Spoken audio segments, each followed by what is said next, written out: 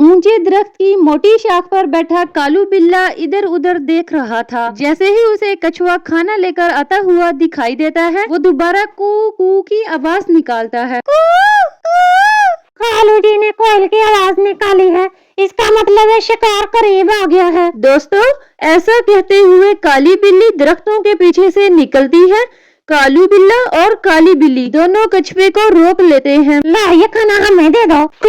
कौन है? ये खाना मैं बहुत मुश्किल से ढूंढ के लाया हूँ। चुपचाप ये खाना दे दो, वरना जान से मार देंगे। ना चोर जी, मुझे मत मारना। मेरा एक छोटा सा कुत्ता है जो घर पर मेरा इंतजार कर रहा है। तो फिर ये खाना हमें दो और भाग जाओ यहाँ से, पीछे मुड़कर मत देखना। दोस्तों, कछुआ उन्हें अपना खाना दे देता है और वहाँ से जान बचाकर भाग जाता है।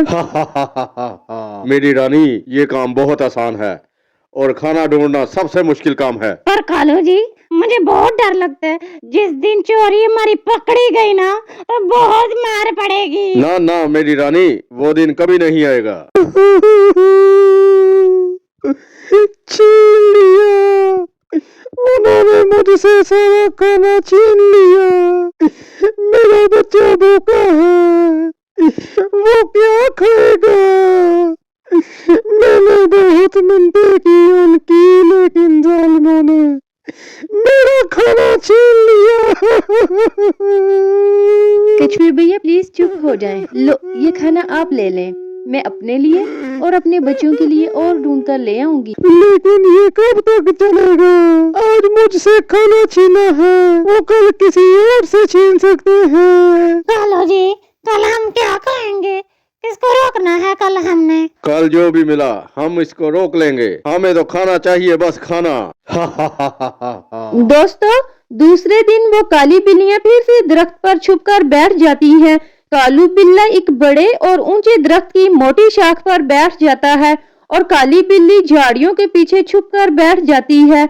दोनों ने अपना चेहरा लाल कपड़े से छुपाया हुआ था। सारा दिन गुजर जाता है, लेकिन आज कोई भी जानवर वहाँ से नहीं गुजरता। मैं तो थक गई हूँ और कालू जी ने अभी तक आवाज नहीं दी। दोस्तों, फिर रानी बिल्ली कालू जी के पास चली जाती है। कालू जी सो तो नहीं गए? देख भी रहे हो, अभी तक आया नहीं कोई। मेरी रानी, आज खाली हाथ ही घर वापस जाना होगा। लगता है जंगल के तमाम जानवर मोहतात हो गए हैं, उन्होंने ये रास्ता ही छोड़ दिया है। तो हम किसी और रास्ते पर जाकर चोरी चकारी कर लेते हैं। अब वक्त नहीं है मेरी रानी, कल देखेंगे। दोस्तों, वो खाली हाथ खाली पेट घर वापस चले जाते हैं। आधी रात हो जाती है। कालू जी, मुझे तो बहुत भूख लगी है, ऐसे तो खाली पेट मुझे नींद भी नहीं आएगी। भूखा तो मैं भी हूँ, मुझे भी भूख लगी है। तो फिर चलो कालू जी, मानो बिल्ली का खाना चुरा लेते हैं। पर रानी, मानो बिल्ली शोर मचाएगी, वो बड़ी चालाक है। मैं छुरी साथ ले लेती हूँ और हम अपने चेहरे को छुपा कर रखेंगे। तो दोस्तों,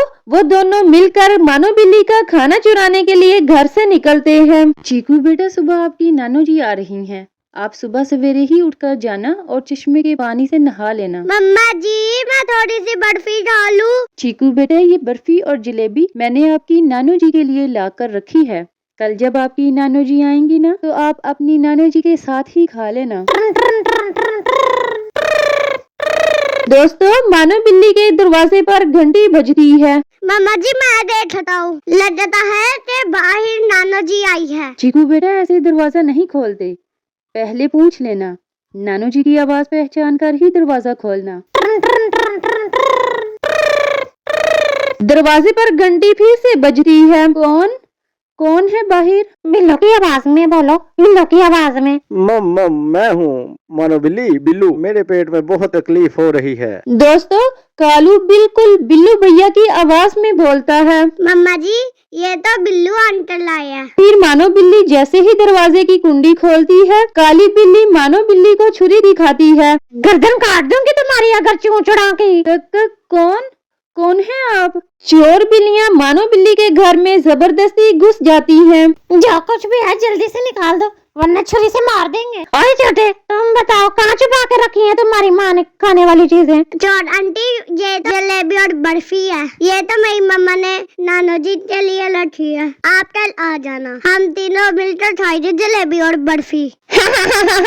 हम चोर बिल्लियाँ दिन को नहीं रात को खाती हैं। दोस्तों फिर चोर बिल्लियां जलेबी और बर्फी की प्लेटें उठा लेती हैं और कालू बिल्ला और रानी बिल्ली वहां से भाग जाते हैं।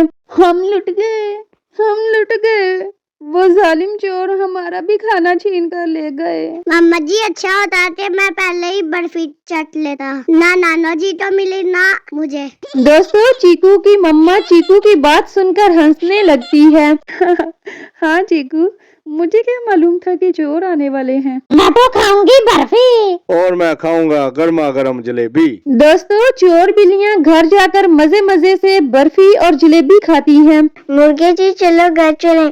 जंगल के हालात आजकल बहुत खराब हैं। कल रात किसी ने मानो बिल्ली के घर भी चोरी की है। कुकर को वो मानो बिल्ली ही थी जो लुट गई। मैं होता तो इन चोरों को मजा सिखा देता। मुर्गे जी, सुना है उन दोनों के पास तेज छुरी भी थी। कुकर को मेरी मट्टो रानी, जब मैं छोटा सा था तो एक मर्तबा मैंने चोर को पकड़ लिया। हमारे जंगल में मैं सबसे बहादुर था। दोस्तों फिर मुर्गा और मुर्गी दोनों अपना दाना उठाकर घर वापस जाने के लिए निकलते हैं। कालू बिल्ला ऊंचे दरख्त की मोटी शाख पर बैठा हुआ था और काली बिल्ली आज भी झाड़ियों के पीछे छुपी हुई थी। कोई आ रहा है, शिकार मेरी तरफ ही आ रहा है। दोस्तों मुर्गा और मुर्गी को दूर से आता हुआ देखकर कालू बिल्ला कोयल की आवाज निकालता है।